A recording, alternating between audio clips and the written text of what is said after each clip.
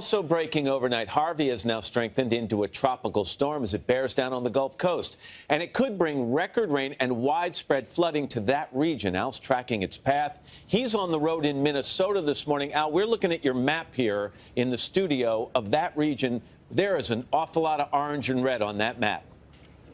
Yeah, there's a lot of moisture, and what there isn't are big steering currents to bring this thing onshore and then up and out. It is going to be, we're going to be talking about Harvey into next week. All right, so right now it's 425 miles south-southeast of Port O'Connor, Texas. It's got 45-mile-per-hour winds. It's moving north-northwest at 12 miles per hour. Now, we expect before it makes landfall, it will probably strengthen to a Category 1 storm, making landfall sometime Saturday morning with 85-mile-per-hour winds. Of course, the winds are an issue, the storm surge is an issue, but what's really concerning is this thing's going to just hang out there right along the Texas Gulf Coast. You see Monday morning at 1 a.m., it's still there. We right now have hurricane warnings, I should say, and tropical storm warnings all along the Texas coastline, and especially from Port Mansfield to Mar del Plata.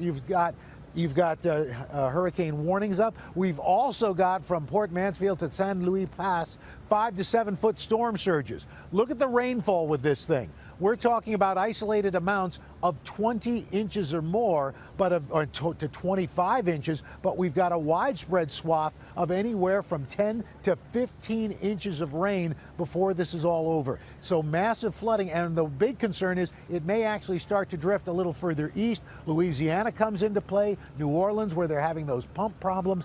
This is going to be potentially a catastrophic flooding situation. We can't stress this enough. We'll continue to track it, but this is going to be a very big deal for a very long time, guys.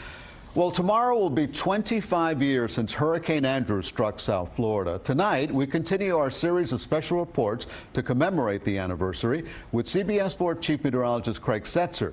Here's his conversation with meteorologist Brian Norcross, the man credited with saving lives the night the storm flattened much of South Miami-Dade.